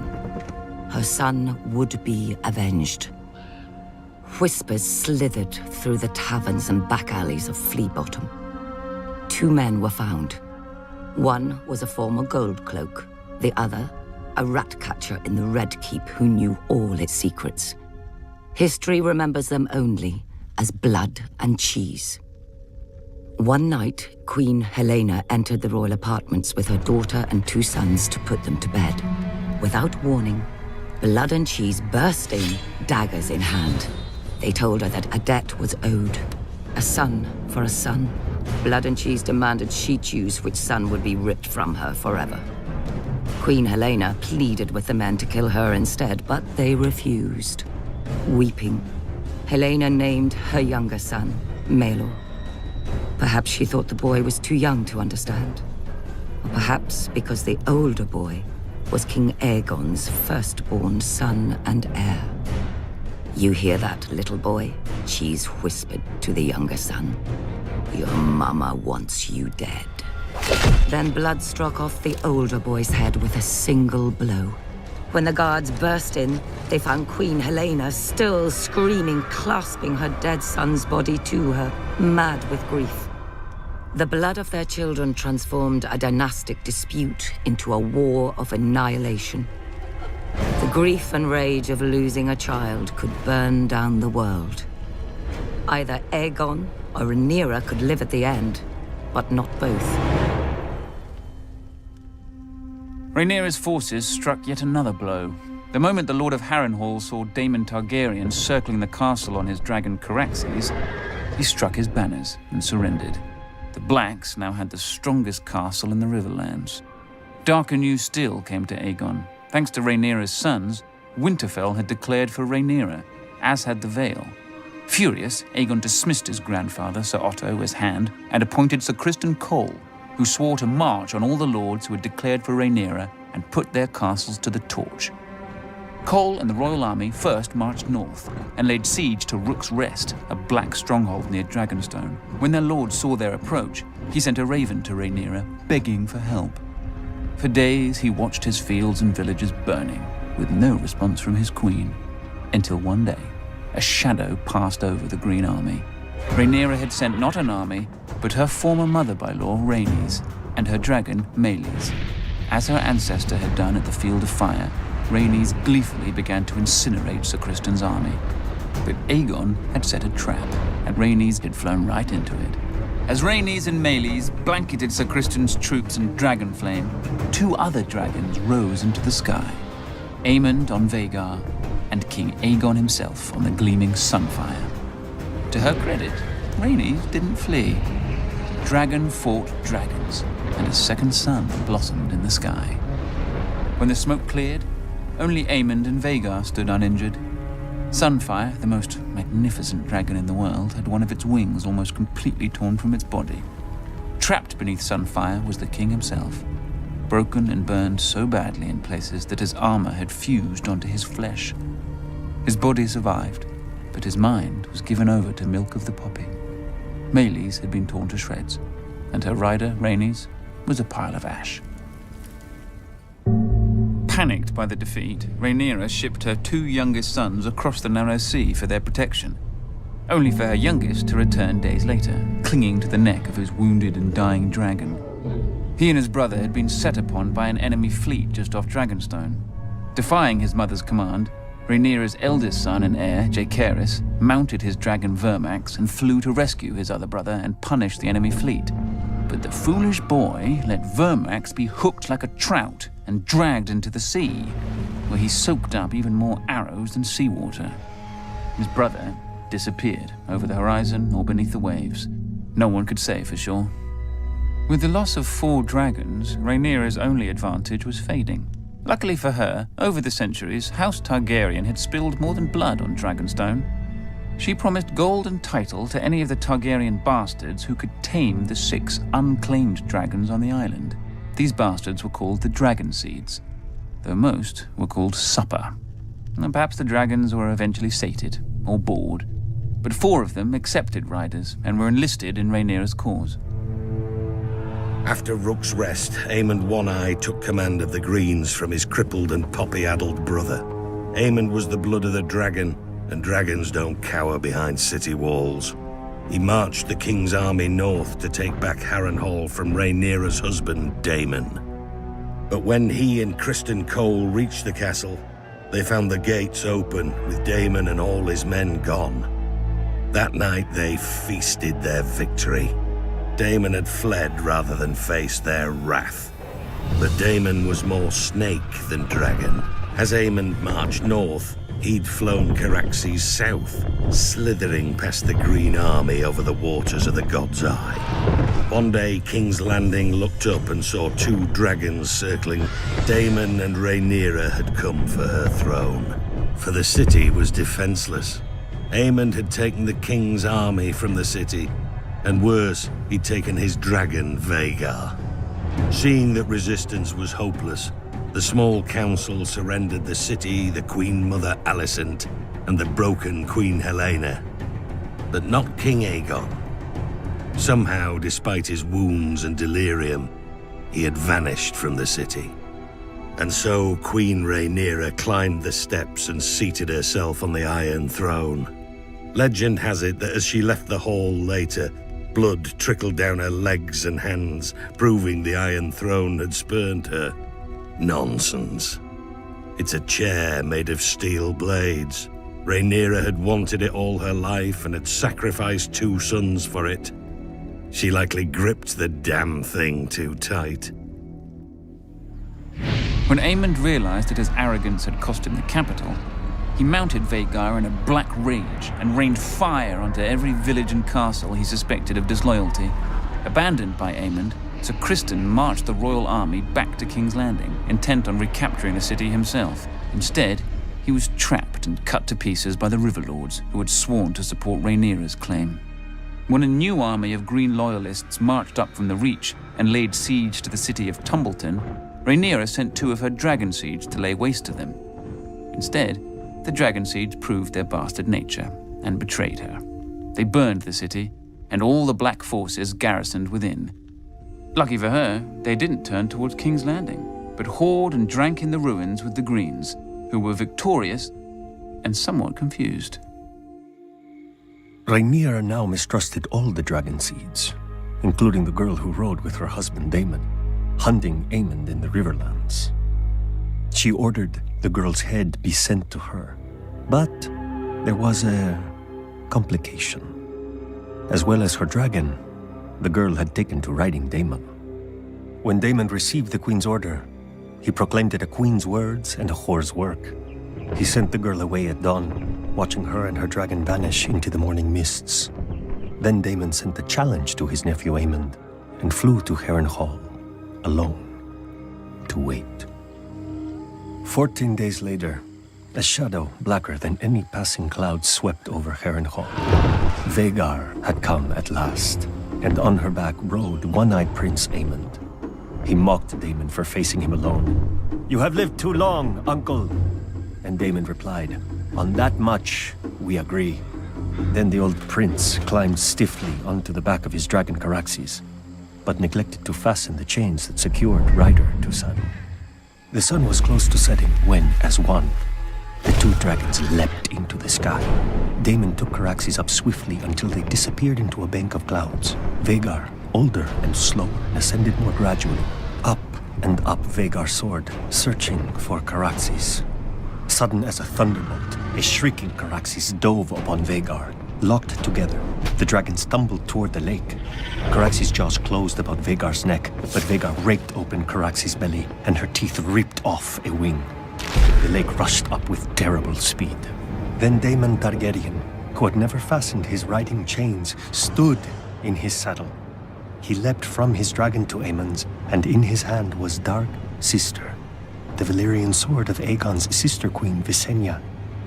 As Aemond One Eye looked up in terror, Daemon ripped off his nephew's helm and drove the sword down into his one remaining eye so hard the point came out the back of the young prince's throat.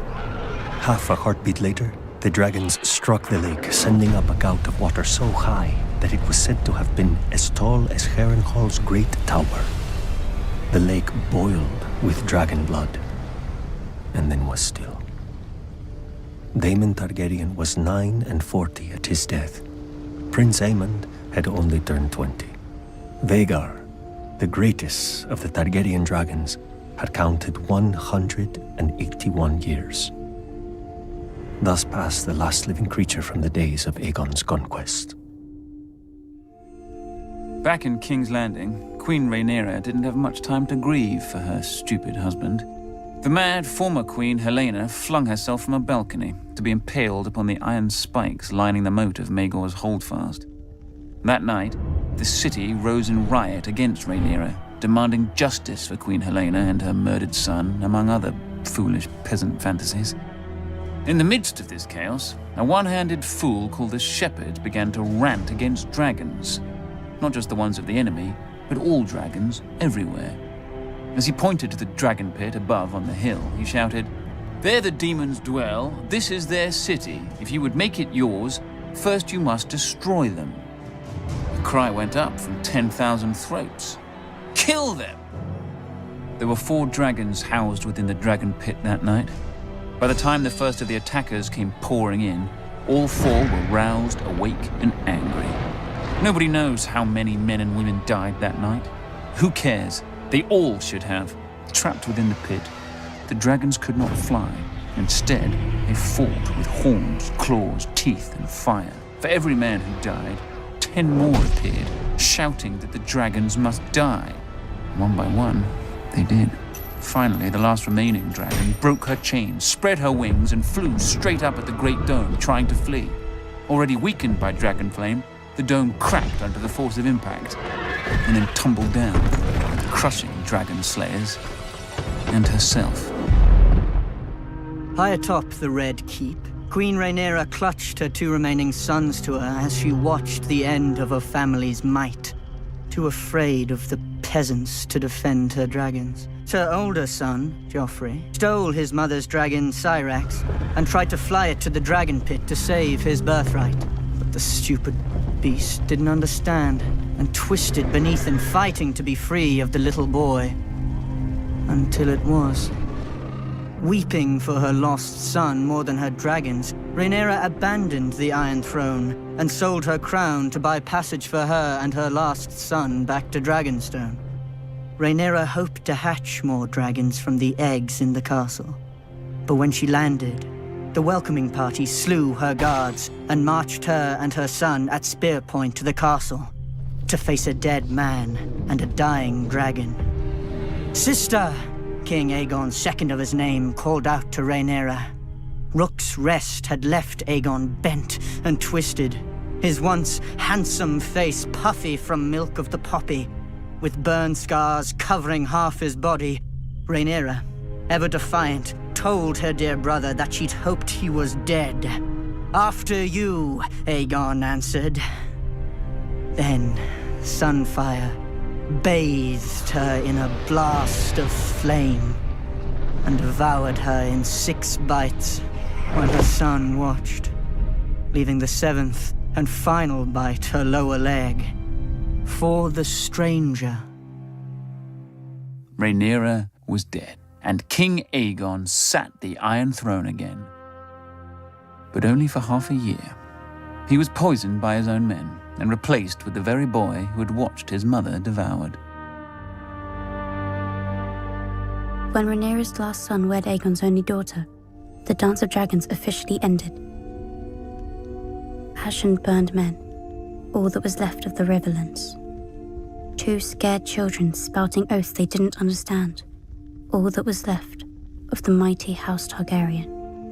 Ancient skulls and hatchlings that grew no bigger than cats, all that was left of the dragons.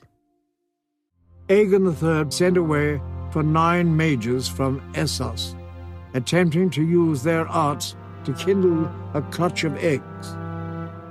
This proved both a debacle and a failure.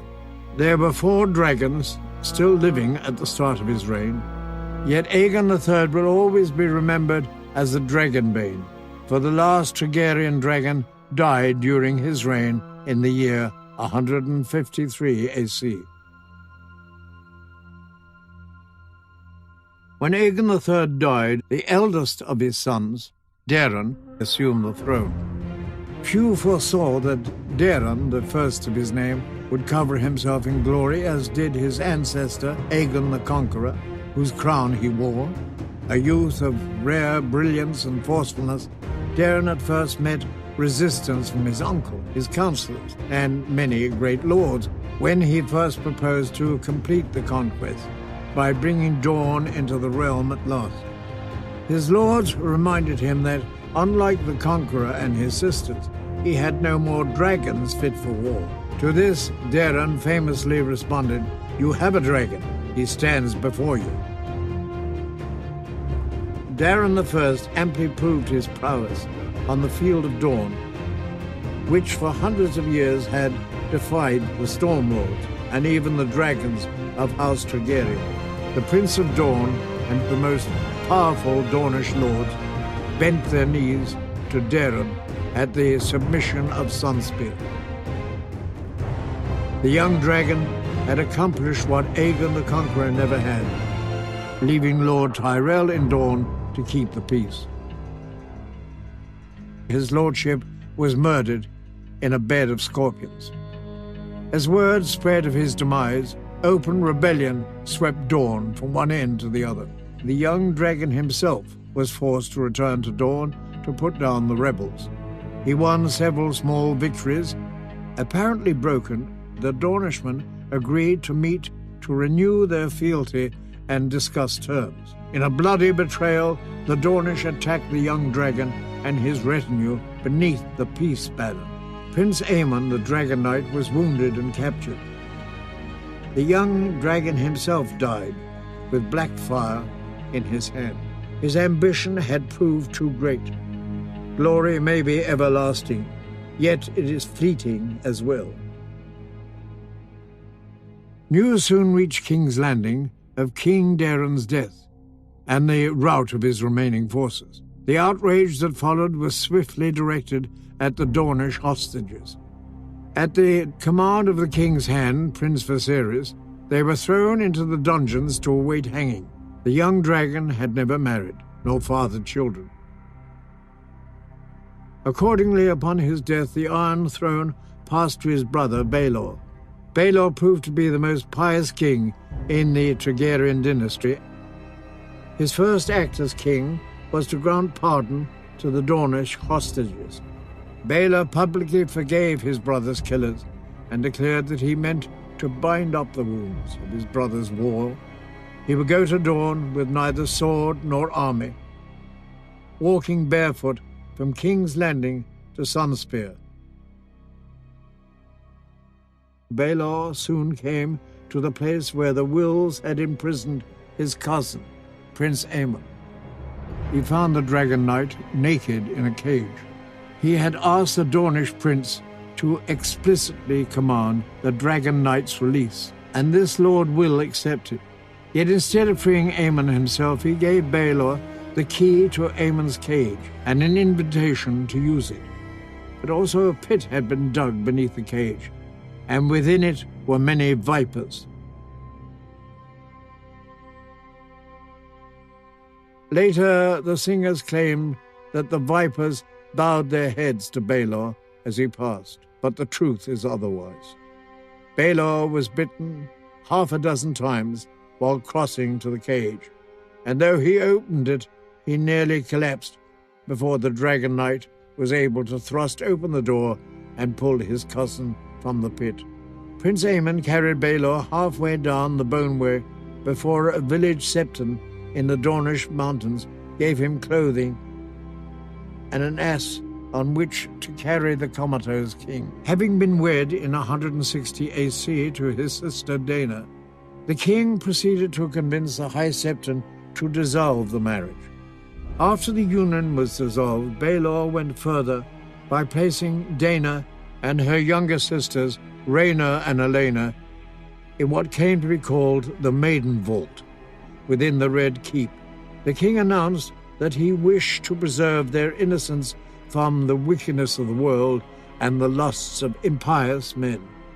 But some wondered if he did not fear the temptation of their beauty on his own behalf.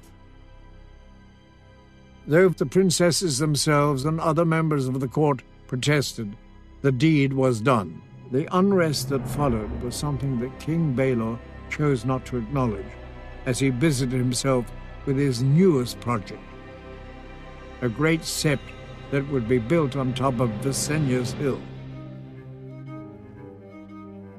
Some have wondered if the king's near death in Dorne did not affect his mind in some way, for as the years of his reign progressed, his decisions grew ever more zealous and erratic. Baelor began to spend more and more time fasting and praying, attempting to make up for all the sins and offenses he believed he and his subjects were committing against the Seven on a daily basis. When the High Septon died, Baelor informed the most devout that the gods had revealed the identity of the future High Septon to him, and they promptly elected Baelor's choice to the office. A common man named Pate, who was a gifted worker in stone, but simple-minded and unable to recall even a simple prayer. This lackwit High Septon only survived a year. Baelor had by then become convinced that the gods had given an 8-year-old boy the power to perform miracles. Baelor claimed to have seen the boy speaking with doves that answered him in the voice of men and women, the voices of the Seven, according to Baelor. Again, the most devout did as the king desired. One unfortunate aspect of King Baelor's zealotry was his insistence on burning books. Septon Bath's unnatural history proved enough to win Baelor's enmity and the destruction of his work, even though unnatural history contains much that is neither controversial nor wicked. The eventual birth of Daemon Waters, the natural child of Daenor Targaryen, by a father she refused to name, but whom the realm later learned was none other than her cousin Aegon, while he was still a prince, led to another fit of fasting by the king. He had already nearly killed himself some years before, when he fasted for a moon's turn. This time Baelor took it further. For 40 days he kept his regimen. On the 41st day, he was found collapsed before the altar of the Mother. His miracles were at an end.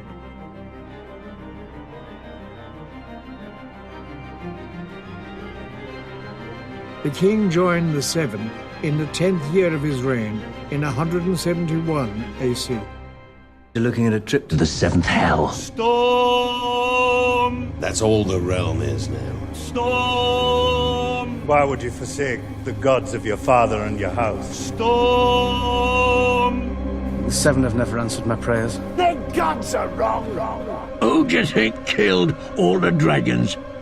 The world the Citadel is building has no place in it for sorcery or prophecy, much less for dragons. Backstabbing and scheming and arse-licking and Storm! The silent sisters, with their stern looks, muzzled mouths, and dried-up cunts.